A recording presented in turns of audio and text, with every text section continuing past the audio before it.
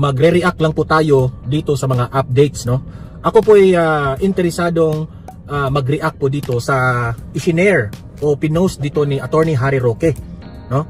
Ito po ay patungkol po sa anong sa inyo Tony Carpio, Riza Hontiveros, Dilima, Jokno at Tariela. Ito yung mga kilala nating mga dilawan na mga anti-China, di ba? Kasi lately, no? China, ito yung sinabi ng mga taga DFA, na ang China raw won't limit us on fuel exports. Meaning to say, ang China ay parang sinabi na rin ng China na dahil sa crisis ng pagmahal ng gasolina ngayon, ay tutulungan tayo ng China in case if magkaubos-ubos na yung langis natin dito sa Pilipinas, ay willing rin ang China na mag-export sa atin. Okay? So, maganda po ang ipinakita ng China sa madaling salita. Tinuturing pa rin tayo ng China na bilang parang neighboring countries. Okay? So, hinahamon ngayon ni Attorney Harry Roque na anong sa inyo, Tony Carpio, Riza Hontiveros, Dilima, Jokno at Tariela. Di ba mga galit na galit kayo sa China? At sa tingin ninyo kontrabida ang China? Ang tingin ninyo ay talagang galit na galit sila dito sa China. Itong ipinakita ngayon ng China, wag mong sabihin na kaplastikan ito. Kasi hirap na ang ating ekonomiya, hirap na ang ating bansa. Ang Pangulo ng Pilipinas, hindi mo maaasahan kung meron siyang concrete na solusyon o talagang long time solution sa problema na ito. Di ba? So, syempre, ang China ay nagpakita ng para bang sa gitna ng awayan, girian ng China at Pilipinas, hindi na inisip ng China na mag-away-away tayo. Di ba? Kasi po, ika nga sabi dito na great humanitarian gesture as they had done in the past 70s oil embargo. Humanitarian po itong ginagawa ng China. Okay? Kasi alam naman ng China na talagang kailangan ng mga Pilipino na ang langis po ang tumatakbo ng ekonomiya ng bansa natin. So kung kailangan ng tulong natin ng China, neighboring countries, tutulong ang China. O kung maririnig ninyo sa mga updates ngayon patungkol kay Bongbong Marcos, naghahanap ngayon si Bongbong Marcos ng option o alternate kung saan siya kukuha ng gasolina ngayon. Ang tanong, hihingi ba ng tulong itong si BBM dito sa China? Kasi inaway nyo ang China eh. Alam nyo sa totoo lang itong ginawa ng China? Sampal ito sa mga politicians na mahilig banatan yung China. Kaya nga, tama itong sinabi ni Atty. Harry Roque eh. Anong masasabi nyo, Tony Carpio, Riza Hontiveros, Dilima, Jokno, and Tariela? Kayo yung laging negative dito sa China. Wala kayong masasabi dito, di ba? Kasi ang lagi ninyong iniisip, negative ang China, negative. Kasi galit kayo sa China. Tingnan nyo ngayon. Kahit anong banat ninyo sa China, yung itong gesture ng China, di ba? Pahiya kayo dito. Yan ang maalala ko kay former President Duterte. Anong sabi ni former President Duterte? Friends to all, enemies to none. Dapat kaibiganin natin yung mga neighboring countries natin. Kasi sa panahon ng crisis, kagaya ngayon, yung mga neighboring countries mo like China, ito yung unang tutulong sa atin.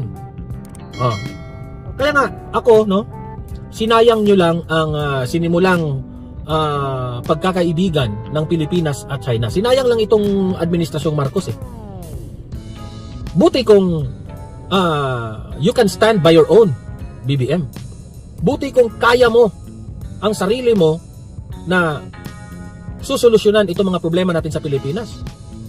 Weak president ka pa, mahina pa yung utak mo, utal-utal pa yung pinagsasabi mo, mali-mali pa yung mga desisyon mo, inaway mo pa yung China. Nasa inyo na lahat, Bongbong Marcos, ang kapalpakan na ginawa mo dito sa Pilipinas. Noong panahon ng pandemic, malaki po ang naitulong ng China sa atin. Sampal yan sa atin eh. Inaway natin ang inaway ang China. Hindi na natin naisip na malaki ang naitulong nila sa atin. Diba? Sinira nyo talaga ang relasyon ng Pilipinas at ang China. Sa tingin ko naman Sila lang ang nakipag-away ng China. But ang lahat ng mga Pilipino, no, sang-ayon po dito sa ginagawa ni former President Duterte sa China. Sobra kayong napahiya dito eh. Ewan ko lang ha, tingnan natin Bongbong Marcos kung meron ka bang solusyon dito. Hindi ko ibig sabihin ha, na biniblame natin si Marcos dito sa langis na tumataas na presyo. Wala namang kasalanan si Bongbong Marcos dyan. Pero, sino ang halik sa puwet? Sino ang puwet na hinalikan ni BBM? Hindi puwet ng Amerika, di ba? Pinayagan mo, yung EDCA na yan, pinayagan mong magkaroon ng mga military bases ang Amerika dito sa Pilipinas na alam mo, ayaw yan ng China because that will create tension. Pero ginawa mo pa rin. Di ba? Mas pinili mong kampihan ang Amerika over China. Na instead, pwede naman nating kaibiganin ang dalawa. Kaibiganin natin ang Amerika, kaibiganin natin yung China. Di ba? Tingnan mo ngayon. Sino yung nagpahirap sa atin? Bakit tumataas ang langis? Dahil sa ginawa ng Amerika,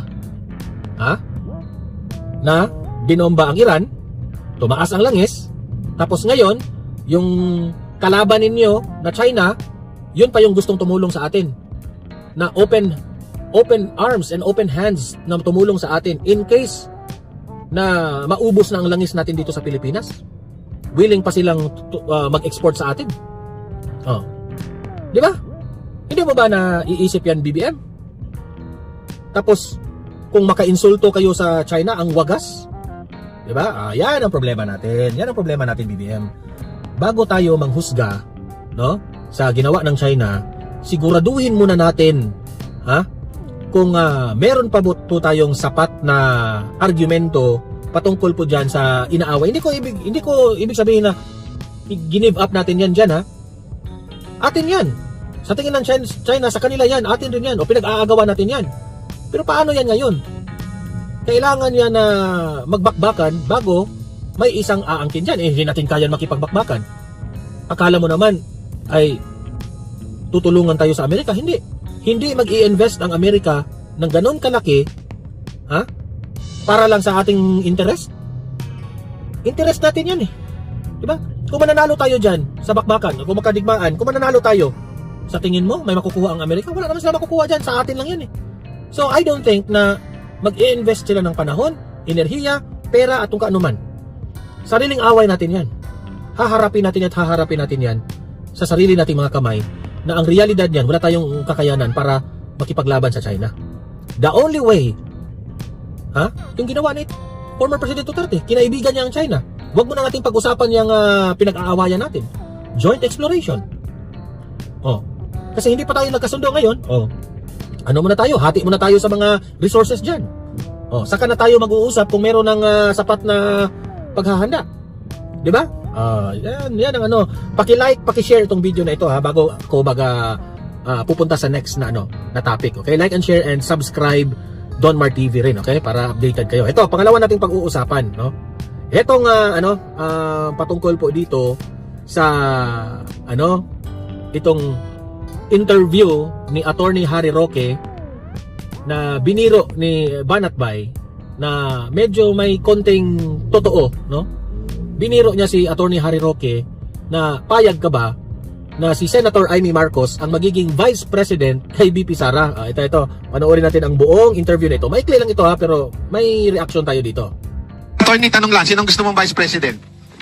Well, ako yung nagsalita kasi ang gusto ko, si Senator Marcoleta maging Senate President. Ayaw mo si Kasi Amy? talagang kinakailangan natin na sa susunod na administrasyon, si Senator Marcoleta ang talagang Senate President para siya talaga mag-abantay doon sa mga kung sino man ang mamumuno. Pero ang gusto ko maging Vice President sana, si Robin Padilla kasi alam ko, nasa tamang garang puso ni Tol Robin. At the same time, makakatulong siya kay Inday Sara dahil politika is addition. Kinakailangan ng tulong ni Inday Sara dito sa Metro Manila at saka sa Luzon. At sa tingin ko makakatulong dyan si Robin Padilla dahil siya ay taga Luzon at di hamak naman talagang ang suportang makukuha niya sa mga butante dyan sa Luzon at Balance Luzon at Metro Manila. Attorney, ayaw mo si Senator Amy? Ay, definitely hindi po. Pasensya na po, kaibigan natin siya pero tama na po mga Marcos. Alam niyo naman, ang kasaysayan ng Pilipinas talagang gumagapang tayo pag dumadaan ng Marcos sa ating kasaysayan. Tama na po yan, pagbigyan naman natin ng iba. Okay, so ano ang comment ko dito, no? Tinanong si Roque kung okay lang ba niya si Senator Amy. Ayaw niya na. Ayaw na niya ng Marcos ulit. Never again to Marcos. Ako naman, ang comment ko dyan, ako sang-ayon ako dyan, no? At si Senator Amy, tinanong si Senator Amy, ayaw rin niya na magiging Vice President kay VP Sara. Kasi alam ni, in my own opinion, alam ni Senator Amy na hindi siya mananalo. Alam ni Senator Amy na sira na yung pangalan ng mga Marcos. Halos nga hindi na siya mananalo doon sa pagiging senador, 'di ba? Kaunti na lang, no? Parang nasa last na siya, no? Na nanalo pa siya in the last ranking, no? Or second to the last ranking ba? O last ranking siya. So meaning to say, sira na talaga yung mga Marcos. So para sa akin, bagay si Senator Amy sa senador lamang, no?